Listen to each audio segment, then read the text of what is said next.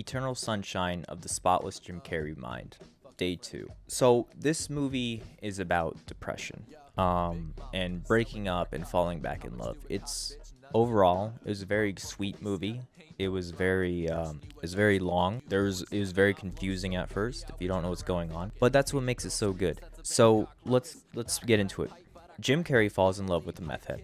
That's all I knew coming into this. Jim Carrey falls in love with the meth head, and then they erase each other's minds, and then he falls in love with the meth head because he's also on meth. Jim Carrey goes to Montauk. He ends up meeting this woman who is clearly a meth head. There's something wrong with this girl, and he ends up falling in love. They dance around, they ice skate, they slide onto ice that is literally about to break. Jim Carrey says, "What if it cracks?" And then the lady says, "There's no crack," when there's literally a crack 2 feet from their left.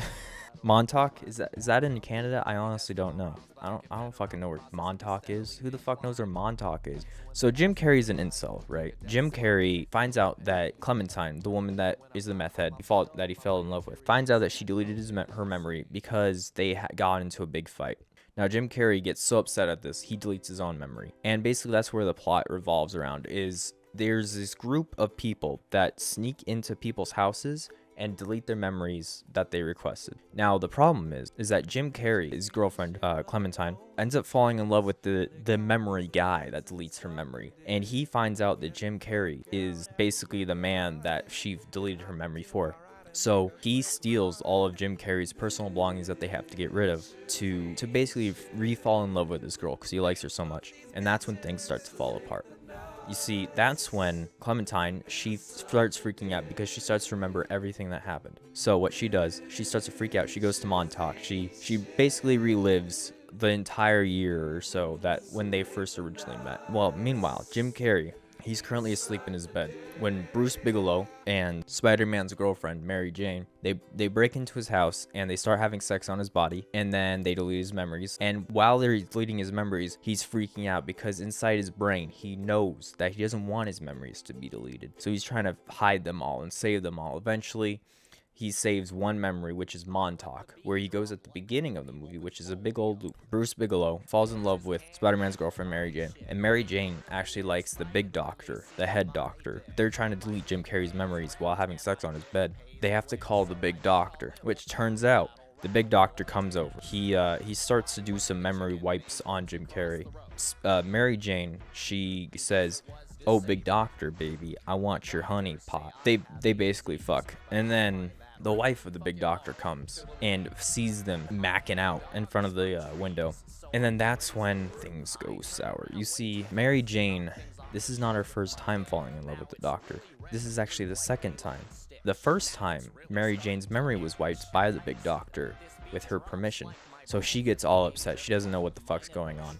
She leaves. She goes back to her office. She rips up her containers, figuring out all these memories. So then she ends up sending all these memories to everybody that had their memories erased. Basically, they record their memories on these cassette tapes. She sends these cassette tapes to everyone that had their memories erased. Now, this is the problem that comes in later. Jim Carrey goes through this whole spiel about not wanting to leave Clementine, even though he fucking hates her, but he still loves her. Because, I mean, people that break up, they don't immediately hate each other right after. But they eventually meet back up, him and Clementine. The very first 20 minutes of the movie, that's actually a couple days after they got their memories erased. They meet back up. And then you see what happens is Clementine goes home to get a toothbrush because she's going to sleep with Jim Carrey. Then she finds a tape and she puts it in Jim Carrey's car, and it's talking about Jim Carrey. Jim Carrey freaks out, kicks her out of the car, and then he goes home. He finds the tape of Clementine. Clementine comes over. They say sorry. They hear all this nasty shit about each other that they've said, but then they decide to still fall in love.